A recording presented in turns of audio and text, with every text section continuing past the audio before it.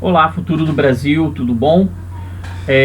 Vamos discutir agora nesse vídeo um pouquinho de história da América, mais especificamente Estados Unidos no século XIX, beleza?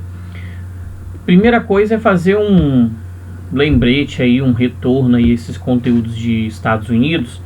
Lembrando a vocês que nós tivemos a formação das 13 colônias, a origem aí dos Estados Unidos.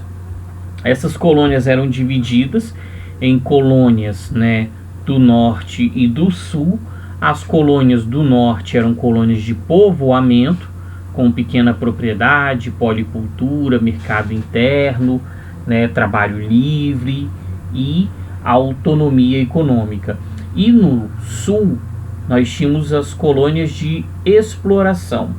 Essas colônias de exploração, né, partiam do plantation, esses 4 primeiros pontos aqui, né, latifúndio, monocultura, exportação, trabalho compulsório, escravidão, beleza? E também o pacto colonial. Então, nós tínhamos na origem, na gênese ali, 2 Estados Unidos, um de exploração e um de povoamento. Essa parte de povoamento foi fundamental para o desenvolvimento daquele território. Muitas vezes aparece com comparações Estados Unidos e Brasil, né? Lembrando que nós não tivemos essa mesma sorte, nós só fomos colônia de exploração. Então isso responde um pouquinho por que o nosso desenvolvimento foi tão diferente do desenvolvimento das 13 colônias e depois Estados Unidos, tá?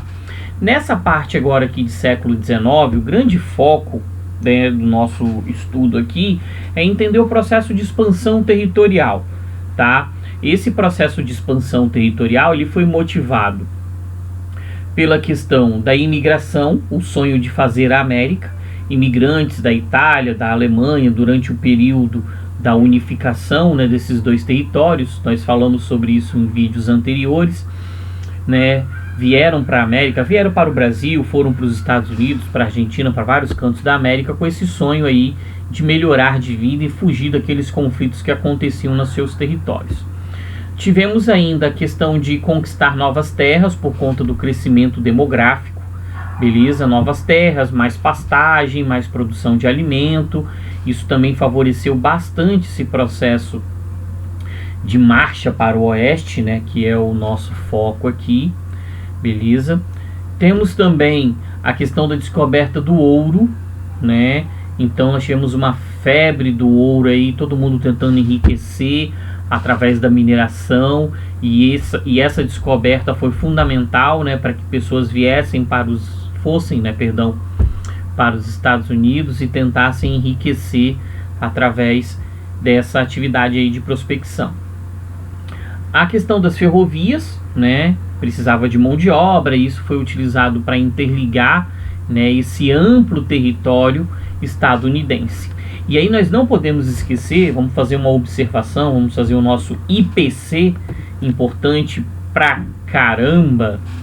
A expansão territorial foi fundamentada na doutrina do Destino Manifesto, beleza? A ideia de que aquela população deveria dominar do Pacífico até o Atlântico, melhor dizendo, do Atlântico até o Pacífico, né, justificando a marcha para o oeste, né, uma doutrina impregnada de questões religiosas. Nós temos que lembrar que os puritanos que foram para a região norte dos Estados Unidos, da colônia de povoamento, né, influenciados pelo calvinismo, pela predestinação, trouxeram essa ideia aí, né, de destino manifesto, de predestinação, de se formar uma grande civilização, de se dominar do Atlântico até o Pacífico, beleza? Prosseguindo, galera, nós temos aqui, né, as condições, como que esse processo de expansão territorial foi concretizado. Nós tivemos, né, a questão da compra de terras, nós tivemos a anexação diplomática, né, e também a expropriação de terras indígenas e de terras mexicanas, né, pobre México, tão longe de Deus e tão perto dos Estados Unidos, beleza? Aqui nós temos uma imagem, né, sobre dos índios norte-americanos que foram muitos exterminados durante esse processo, e aqui, né, da guerra contra o México. Aqui nós temos um mapa dos Estados Unidos que tem a exceção ali do Alasca, mas que mostra um pouquinho esse processo aí. Região das 13 colônias, território adquirido de forma diplomática, Louisiana comprada da França, Oregon comprado, né, quer dizer, cedido pela Inglaterra, ou seja, uma questão diplomática, a Califórnia cedida, entre aspas, pelo México, né, e o Texas que foi, né, tomado do México nessa questão dessas guerras aqui, né, o México perdeu a região da Califórnia, ouro, e a região do Texas, mais tarde petróleo. E a Flórida que foi comprada da Espanha. Então os norte-americanos conseguiram expandir o território pela compra, pela questão diplomática ou pela questão bélica, pela anexação de territórios, ok?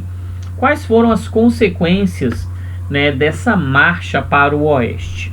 Nós tivemos a questão de uma explosão demográfica por conta do ouro, por conta dos novos territórios, das propostas, né, das pessoas irem para os Estados Unidos e receberem terras.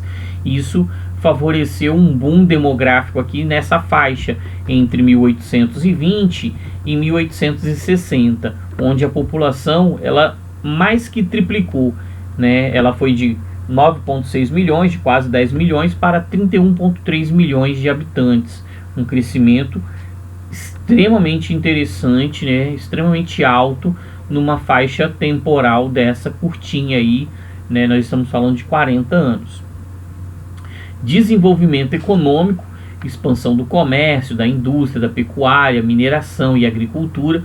Nós temos que lembrar que os norte-americanos, a partir aqui de 1860, entraram no contexto da segunda revolução industrial, ok, galera? Né? Então isso também ajudou nesse processo aí de expansão. Transformações sociais, né, colocando no centro do debate a questão da utilização da mão de obra escrava. Nós vamos discutir isso ainda dentro desse vídeo, né, a questão da Guerra de Secessão, né, se era necessário ou não manter a escravidão nos Estados Unidos. Isso foi um ponto também muito importante pensando em século XIX nos Estados Unidos. Ok, galera? Bem, avançando nesse processo, vamos falar então justamente desse ponto, da Guerra de Secessão. Então nós tínhamos o seguinte: os norte-americanos estavam divididos em norte e sul. O norte, ele tinha uma burguesia, né? E essa burguesia queria aumentar o mercado consumidor, ou seja, ela era contrária à escravidão. Enquanto o sul, né, tentava manter a escravidão, porque o sul era pautado na questão de latifúndios, né, dessa exploração ainda consequente lá da época do Pacto Colonial, da época que, né, os Estados Unidos ainda eram vinculados à Inglaterra. Então, essa questão, né, do norte ser contra a escravidão e do sul ser favorável foi extremamente importante nessa chamada Guerra de Secessão aqui, né, 1861, 1865, ok? A questão aduaneira, o protecionismo contra o antiprotecionismo, beleza? Então, enquanto o norte queria proteger a sua economia para produzir, né, competir de uma forma mais igualitária com os produtos europeus, a parte sul não tinha essa intenção. E a questão da mão de obra assalariada versus a mão de obra compulsória, a mão de obra escrava, beleza? Então nós temos aqui alguns eixos desse processo de Guerra de Secessão. Nós tivemos aí nesse processo a eleição do Abraham Lincoln, beleza? Abraham Lincoln, caçador de vampiros, grande fera.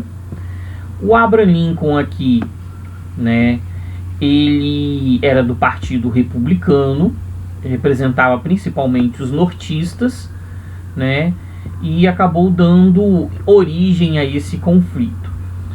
O pessoal do sul, né, os sulistas, eles se sentiram muito prejudicados e elegeram o Jefferson Davis, né, como presidente, tentando então a partir daí romper norte e sul.